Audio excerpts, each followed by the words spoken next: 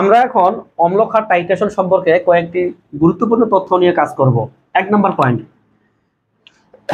যদি সবল অ্যাসিড সবল ক্ষার দিয়ে টাইট্রেশন করি, দেখাই যাচ্ছে দুইটাই সবল, তাহলে দ্রবণ পাবো আমি নিরপেক্ষ।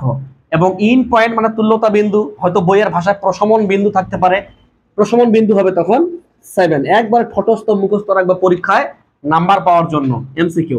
এবং আমরা জানি যে সবল অ্যাসিড সবল ক্ষারের টাইট্রেশন যদি করি তাহলে পিএইচ পরিসর কত হয়? 3 থেকে 10 হয়, মতান্তরে 4 থেকে 10 কেউ কেউ বলছে। আমাদের 3 থেকে 10 বলছে কোন স্যার? কবির স্যার। 4 থেকে 10 বলছে কোন স্যার? হাজারি স্যার বলছে। এখন মারামারি করে ওনারা, কোনো অসুবিধা নেই। তাহলে এই রেঞ্জের মধ্যেই কালার চেঞ্জ করবে, এটা আমরা মাথায় রাখার চেষ্টা করব। এটা হচ্ছে পিএইচ পরিসর। 1 নাম্বার গেল। 2 নাম্বার, সবল অ্যাসিড দুর্বল ক্ষার, চেহারা দেখে বোঝা যাচ্ছে কার পাওয়ার বেশি এখানে, অ্যাসিড। তাহলে দ্রবণটা কেমন হবে? অম্লীয় দ্রবণ হবে। তাহলে ইন্ড পয়েন্ট অবশ্যই, যেহেতু অম্লীয়, সাতের কম হবে। এবং সাতের কম যে হবে, কত হবে এই মানটা একটু মুখস্থ রাখবো, যে 5.27। আমরা হাজারি স্যারের বই এই জিনিসটা অবশ্যই পাবো, তো এটা একটু মুখস্থ রাখলে বেশি ভালো হয়। তবে পরীক্ষায় কিন্তু বেশিরভাগ এটাই আসবে, ওই যে 7 যেটা সবল অ্যাসিড সবল ক্ষার। তো ওটা না হয় আসবে, ঠিক আছে। যদি এটা আসে তখন কি হবে? 1 মার্ক জীবন থেকে চলে যাবে না? ওকে, একটু চিন্তা করি। সবল অ্যাসিড দুর্বল ক্ষারের ক্ষেত্রে পিএইচ পরিসর আমাদের কত ছিল?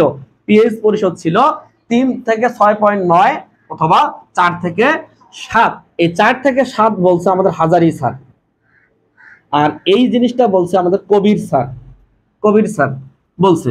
দুটাই মনে রাখার চেষ্টা করবো, কিছু করার নাই। কখন কোনটা কাজে লাগবে আল্লাহ পাকে জানে।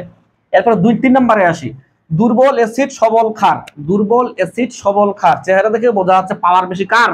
ক্ষারের। তাহলে দ্রবণটা হবে তোমার কেমন? দ্রবণটা হবে ক্ষারীয়। তাহলে প্রশমন বিন্দু, তুল্যতা বিন্দু বা ইন পয়েন্ট 7-এর বেশি হবে। তাহলে দেখো 7-এর বেশি লিখছি, এখন কত বেশি আমরা ঘাটাঘাটি করে বই থেকে দেখছি যে পিএইচ হবে 8.8 বা 8.80 হবে। তো আমরা এই 3টা পিএইচ এর মান মনে রাখবো, ঠিক আছে। এটা একটু বেশি করে গুরুত্ব দেওয়ার চেষ্টা করব। আবার এখানে দেখি যে দুর্বল অ্যাসিড সবল ক্ষারের পিএইচ পরিসর কত জানি আমরা? পিএইচ পরিসর জানি 8 থেকে 10। এবার আমরা একটু আমাদের মতো করে খেলা খেলি, কি হয়। তো 8 থেকে 10-এর মধ্যে কারা কারা ছিল? ফেনফথ্যালিন ছিল না? নির্দেশক ফেনফথ্যালিন ছিল না? তাহলে এখানে ফেনফথ্যালিন ইউজ করা যেতে পারে। তারপরে তোমার এখানে পিএইচ পরিসর 3 থেকে 6.9 বা 4 থেকে 7, এরকম কারা কারা আছে?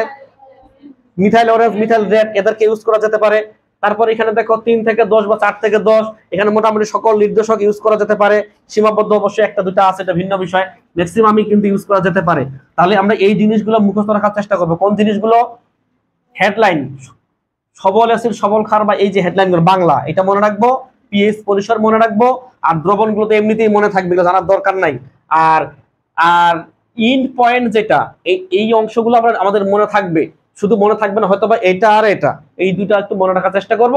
আর যেহেতু সবল অ্যাসিড সবল ক্ষার নিরপেক্ষ, তুমি নিজেই লিখছো, তাই পানি কি নিরপেক্ষ না? তাহলে নিরপেক্ষ তুমি মনে রাখবে একটু। বিশুদ্ধ পানি, পানি মানে বিশুদ্ধ পানি, বিশুদ্ধ পানিটা কিন্তু পিএইচ 7ই হয়। ওকে।